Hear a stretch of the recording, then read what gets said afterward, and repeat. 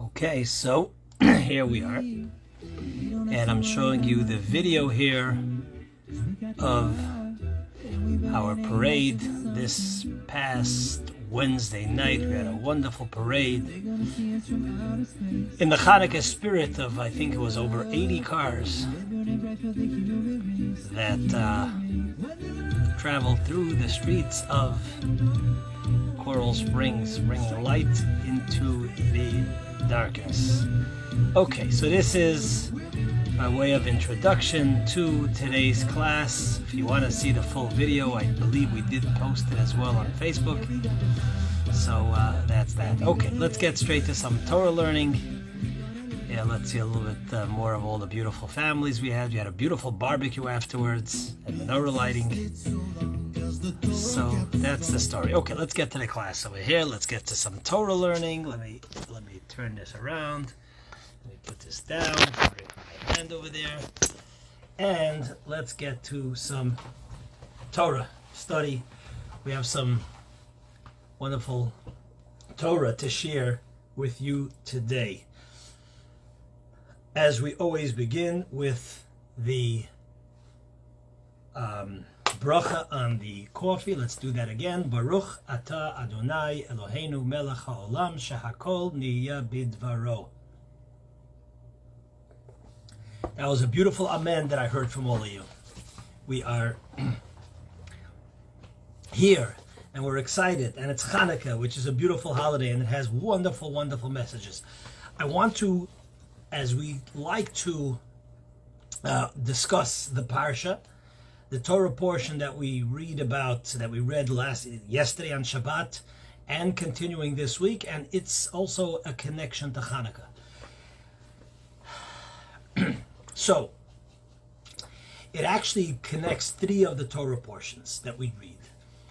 Last week, the Torah begins with the story of Pharaoh and his dreams.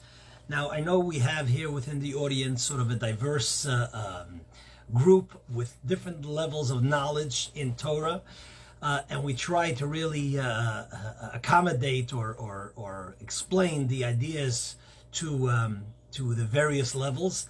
So sometimes we have to at least repeat some of the basics for those who it might be new to them, although I encourage you to get onto the internet every single week and at least read the basic parsha. It is so available today, talking about spreading of the light. The light of Torah is so accessible today that it's a shame if you don't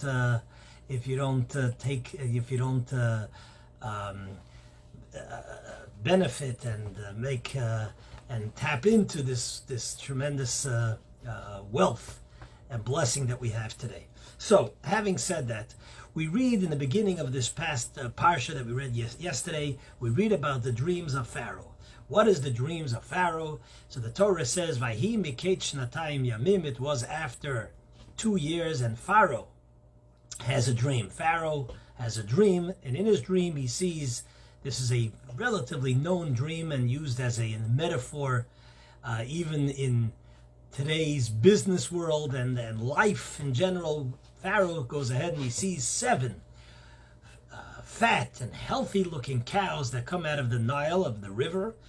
And after the 7 cows come out from the Nile, there's another 7 very meager, very starving looking cows.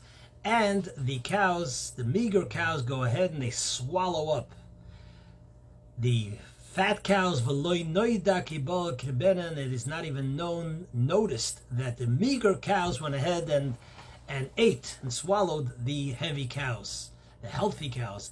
And then he has a second dream, and in the second dream he sees a similar, what appears to be similar. All of a sudden there are 7 stalks of wheat, very healthy, very full, that come forth, and then 7 meager stalks sprout forth, and the 7 meager stalks go ahead and they swallow up the very 7 heavy stalks, healthy stalks, full stalks, robust stalks, cows, and so on. So, and then it says, Pharaoh woke up, Vatipaem rucho, and his spirit was agitated, because he saw these dreams and he is not sure what it means. and he calls all the Chartumei Mitzrayim, he calls all the dream interpreters of Egypt, and nothing that they said was satisfying to him. Yosef goes ahead, and let's step back for a moment. One of the Sar HaMashkim, the chief butler who Yosef helped at the end of last week's portion, remembered, and he said to Pharaoh, I know there's a Nar Ivri, there's a Jewish kid that's in the dungeon, and he knows how to interpret dreams. And Pharaoh says, bring him. And Yosef gives the famous interpretation that during the 7 years of plenty, make sure that you gather as much wheat as you can, because it will then be followed with the 7 years of famine. So make sure that you have enough to be able to survive the famine. This is the famous dream, and it's become sort of a message that's used always, that when times are good and abundant, make sure that you put away and you save, so that you could feel the 7 years, you could feel the years of good also during the time of famine. Many, many insights into these dreams and this whole story, as every part of Torah has at least Shivim Panim LaTorah, at least 70 facets to every Torah idea, and so many messages and beautiful messages here. But I want to focus on one thought. I said, excuse me, I said in the beginning, connected to Hanukkah. And with Hashem's help, we shall be successful. So the Rebbe, Rabbi Menachem Mendel Schneerson, points out, amongst many details in this dream, there's one point that he points out, which is that Pharaoh had a dream in this week's Torah portion, and Yosef has a dream in the portion before. And the reason why the Jewish exile in Egypt starts with stories of dreams, both Yosef going into being sold into slavery, which was the precursor of Jacob and his sons going down to Egypt, which led to the Egyptian exile, which is a symbol of all diasporas and exiles, started with Yosef having a dream. And one of the dreams that Yosef has, as the Torah, the Bible relates, Yosef and his brothers are in the field, and v'hinei anachnu me'almim alumim. We are gathering bushels, stalks of wheat, and we're making into bundles, as is done when you harvest the wheat, the stalks of wheat. So there are bundles there, and all of a sudden the Torah relates, v'hinei, this is part of Yosef's dream. All of a sudden what occurs is that the bundle of all the other tribes, the 11 other tribes, all bow down to Yosef's bundle. And this was one of the dreams that created a lot of jealousy between the brothers, saying, Yosef, you think we're going to bow down to you? And it created jealousy, animosity, and so on. But it ends up being true, as Yosef's brothers, as we read in this week's Torah portion, meaning the one we just read yesterday, that they come down, not knowing that Yosef is the viceroy of Egypt, and they bow down to Yosef. So here there is a message. The message in itself, in the contrast between Yosef's dream and Pharaoh's dream. You know, the title of the class is, do you get things done, or are you a bystander? The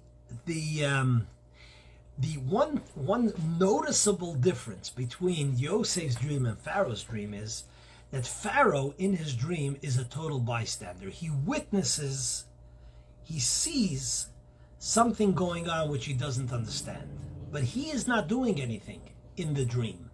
He sees that he sees the cows coming forth. He sees the stalks coming forth, the healthy stalks, the healthy cows. He sees it being swallowed up by the more meager cows and meager stalks, but he is not doing anything.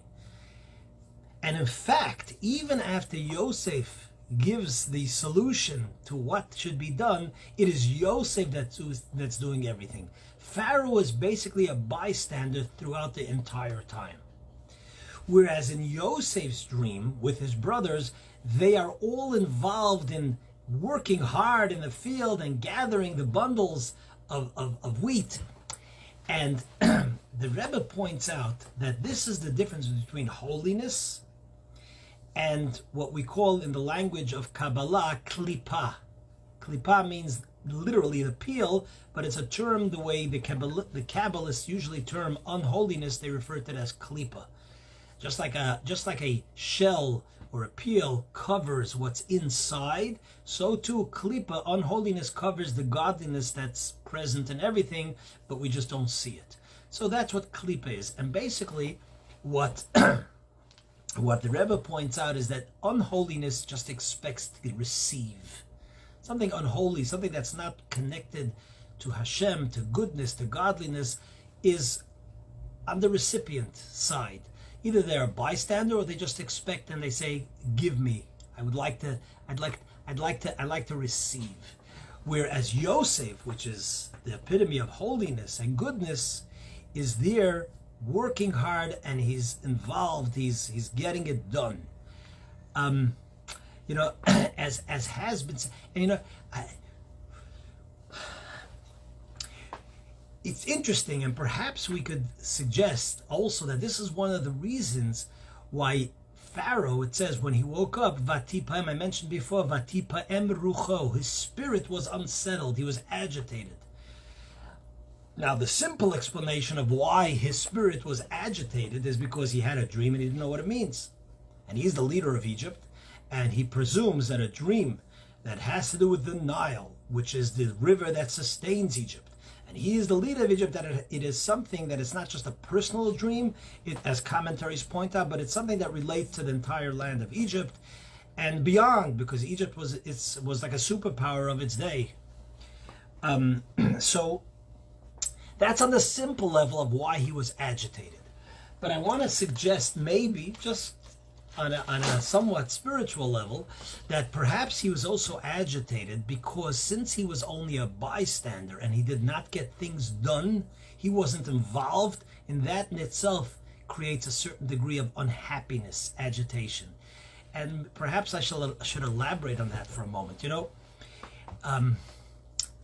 As my wife, the Rebbetzin Friedman, likes to tell her students the very simple truth that we've heard, but sometimes we don't pay attention. You are far more happier when you give than when you take, than when you are just a receiver. True happiness, just the way Hashem, God programmed us, because he gave us such wonderful gifts. Every single human being has what to give, has, to use the Hanukkah metaphor, it has a little jug of oil. A little jug of oil which represents the purity of his soul. Every one of us has that.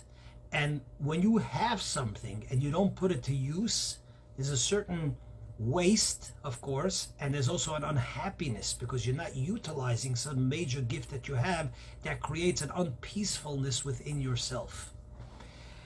When you are given, I see it with others, I see it with myself. People sometimes say to me, "Rabbi, it must be so stressful. You get calls, people are struggling, people are not doing well. They come to you with different things, different problems, different issues."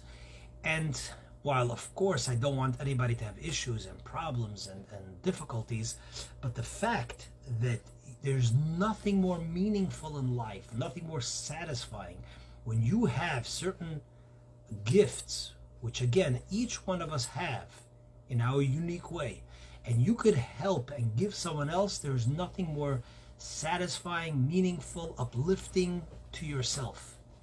And perhaps, this is a suggestion, but a pretty strong suggestion, perhaps the reason why we find in our generation, sadly, a higher level of depression, a higher level of unhappiness, a higher level of suicide, God forbid, how terrible could that be, is because, post-World War II, post-Holocaust, post-World War II, I'm talking about Jews and non-Jews alike, that generation was a generation that gave so much. When you have an 18-year-old who storms the beaches of Normandy, they really, really gave of themselves.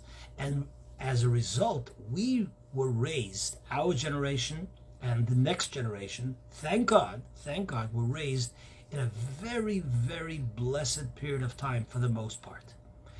And as a result, we have come to expect, and we have certain sort of expectations, and sometimes don't in simple terms, we've become spoiled. As opposed to giving, we're there to receive. What is owed to me? What am I lacking? What do you need to provide for me today, rather than what do I need to give? I know, as human beings, we have moods, swings. Sometimes we're in a better mood, in a happier mood. I know with myself, if I wake up sometimes and my mood is not great for whatever reason, right?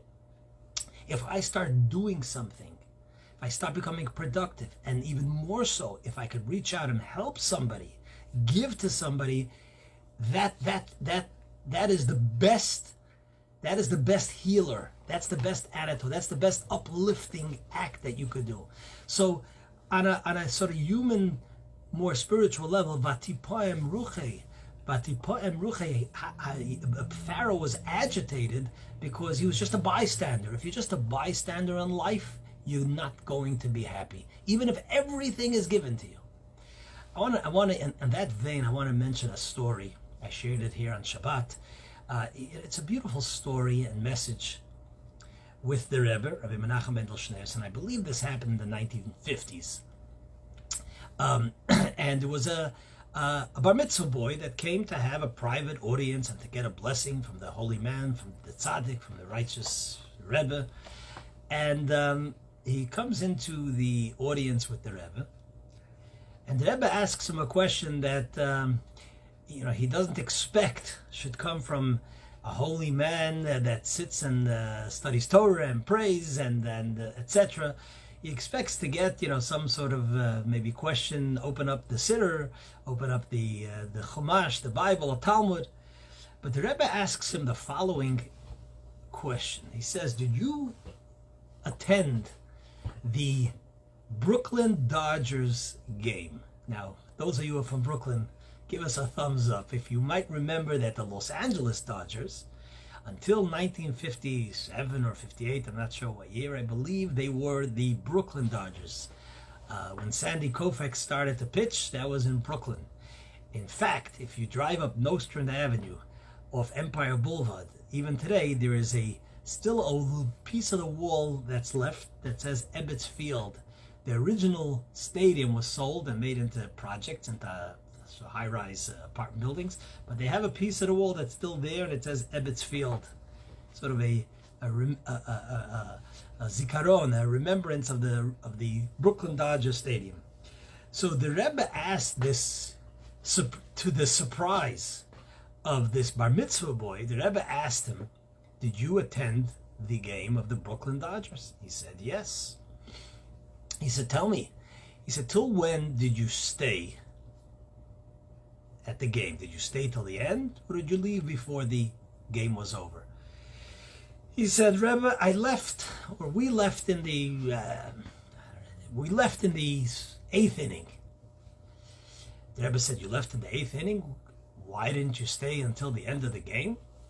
He said, "Because the Dodgers were down by many runs. They were down 9-1. And there was no chance of them coming back. So we left the stadium." The Rebbe says to him, the Rebbe follows up with another question, and he says to him, "Tell me, did the players leave the field in the 8th inning as well?" He said, "Rebbe, of course not. They're the players. They have to finish the game." So the Rebbe said to him, and I'll dramatize a little bit. The Rebbe said to him, "Aha!" He says, "That's the difference before your bar mitzvah and after your bar mitzvah. Before your bar mitzvah, you're more like a fan, you're watching. Or to use the language, the term we're using today, you're a bystander." He says, after your bar mitzvah, you're one of the players.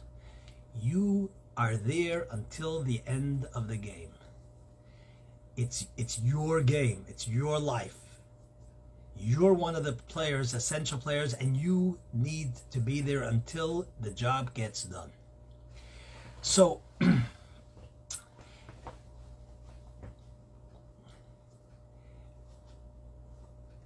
this is, one of the important lessons of the Parsha, and it is also one of the lessons on somewhat a deeper level of Hanukkah. Hanukkah, the message of Hanukkah, because I want to back up for a second.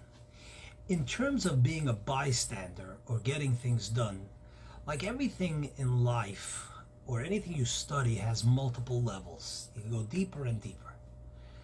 So in terms of being a bystander, as learning about Hanukkah and the message of Hanukkah, and the message sort of to my fellow Jews over here, is that with Judaism and involvement in your heritage and in your tradition and all the beauty it has to offer, there are various levels that one level compared to the next, or to compare to the deeper level, you could be considered a bystander.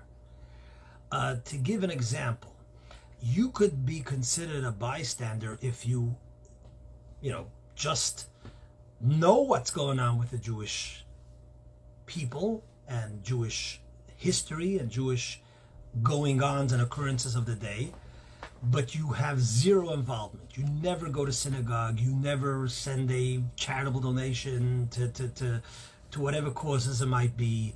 You never object or voice your opposition to something that's harmful to the community, etc., etc. Then you could have someone who's involved, but you're involved on a very, very basic minimal level, perhaps, which is important, not to dismiss that, but again, we're talking about levels within levels. You're involved because yesterday someone said to me, I'm involved in Jewish causes or Jewish tradition or mitzvahs because I break the fast on Yom Kippur. And that's, a level, important level, but that's where it ends and stops.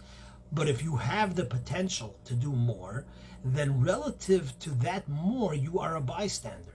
So if you have the potential to not only break the fast on Yom Kippur, but you have the potential to study 5 minutes of Torah every day, then when it comes to the study of Torah, you're a bystander. You're not involved.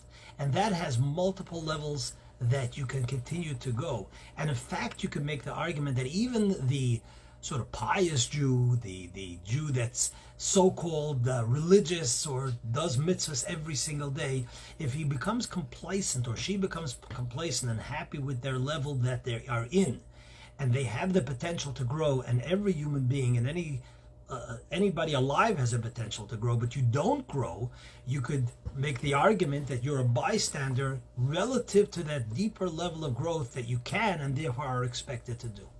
So Hanukkah, the Yevanim, the Hashmonaim, the Maccabees, they were there. They saw the Greeks, which was the most powerful force on earth at the time, fighting against freedom of religion, promoting their culture and many good things that the Greek culture brought to the world that until today we benefit from and enjoy and experience, etc., etc. But at the same time, they refused to give space to someone or something or some thought that they disagreed with. In this case, namely, it was Jews practicing Judaism, acknowledging a higher authority in their lives. And therefore they went ahead, and it was a spiritual battle, which is why they brought impurity. They made sure to defile all the oils. Defiling the oils is a spiritual contamination, not a physical contamination. But that is what the Greeks did. And the Maccabees, the Hashmonaim, could have very well been justified to be bystanders. How could we stand up to such a mighty, powerful force? In general, social rejection in itself is a very powerful motivator. I mentioned last night I don't remember the name of where the study was done. Years ago, they did a study, which was a fairly known study, where they had an audience, and in the audience, they asked the audience. They had 5 lines, 5 straight lines. One of the lines went beneath the other lines, and they had in the crowd. They planted people that they're going to ask whether all the lines are straight. And they asked the first, 5, 10 people, whatever it is, whether the lines are straight. And they all said, yes, absolutely. And then they asked just people in the audience who were not aware that this is all a setup, and they asked them whether the lines are all straight. And because of everybody before them that was asked first said the lines are straight, the social, the being socially sort of rejected or being called stupid or whatever it is. So even though they could clearly see that the one line was longer, they gave a false answer. Most of the crowd afterwards answered the lines are all straight. Because human nature is that social pressure is such that to stand up for the truth, even if it's clear in front of our eyes, we're afraid to do so because of being mocked, rejected, etc., etc. So but the Hashmonaim knew what the truth is, and they stood up to the mightiest army. Also thought-wise, that was the advanced thought of the day. That was the enlightenment of the day. And here you are, the Hashmonaim, clinging to some ancient teachings of the Torah, but yet they did so with full conviction, and they did not remain bystanders. They stood up and they did something about it. And as a result, we are here today as a people with the beautiful message and celebration of Hanukkah. So this is the concluding thought, and I want to end off with a story and a last message in line and in connection with this whole discussion. Hanukkah. Why is the Chanukah? Where does the name Hanukkah come from? Chanukah means, amongst other things, Hanukkah is related to the word chinuch, which means to dedicate. Because on Hanukkah, the holy temple was rededicated by removing all the impurities, especially the impure oil, but all the impurities that the Greek deliberately defiled in the holy temple. Interestingly enough, Chanukah is also related to the word, defile. The same root word of dedication is the same root word as chinuch, which means to educate. And therefore, on Chanukah, we focus a lot on our kindalach, on the children. We give them Chanukah gelt, and because in order to rededicate our people, you got to start with the kindalach, with the children. And here there is a very, very important message. When educating our children, we must make sure that they're educated in total purity, in an uncompromising stance of what is right, and not allow the impurities of society that existed and that exist today to infiltrate and to sort of compromise what we're giving our children.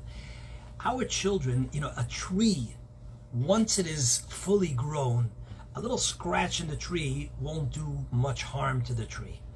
But a seed, a little seed, a sapling, and even more so a seed, one little scratch on the seed can damage the entire tree. Our children are little seeds. And if you want our children to grow up healthy, spiritual, good human beings, and if you want them to be proud who they are and proud Jews, we have to give them an uncompromising, pure oil, like the Hanukkah miracle, in their education. I once heard a story from my mashpia, my spiritual mentor, not a story, but a metaphor. He says, just like, for those of us, as you know, who grew up in Brooklyn or any of the colder climates, you have the boiler. The boiler here in Florida, we don't know what that is, but we have the boiler that gives heat to the entire home during the winter. If you want the entire home to be at 72 or 74 degrees during the cold months of the winter, the boiler that heats the entire home has to be hundreds of degrees, whatever the exact ratio is, right? But it has to be far, far hotter, much in order to heat the entire home. And he said your years before your marriage, the years that you're studying in yeshiva and school and so on, are your boiler for life. If you want throughout life that your temperature in terms of your commitment to what's right and what's good and leading a productive and meaningful family that creates light to those around you, when you are in your young years, you have to be at tremendous heat, so to speak, like the boiler. So Hanukkah is the time that we rededicate ourselves to our own education and to the education of our children. And we must be dedicated to making sure that our children, our seeds, have the purest of oil, uncompromising education. Later on in life, there are times where you might have to be somewhat flexible. There are areas in life where you can do so. But as a child has to be given the purest of oils in order for them to be the miracle that continues to exist throughout for the future generations, for themselves, for their children, etc., etc. So this is today's message of Torah, important message. Thank you for listening. Please share, and may the wonderful miracle of Hanukkah and its message and all its blessings that come with it, may it continue to shine brightly and push away any darkness and suffering that either we experience or our loved ones or anyone out there experiences. May the beautiful light of Hanukkah push away all that darkness. Have a fantastic and wonderful week.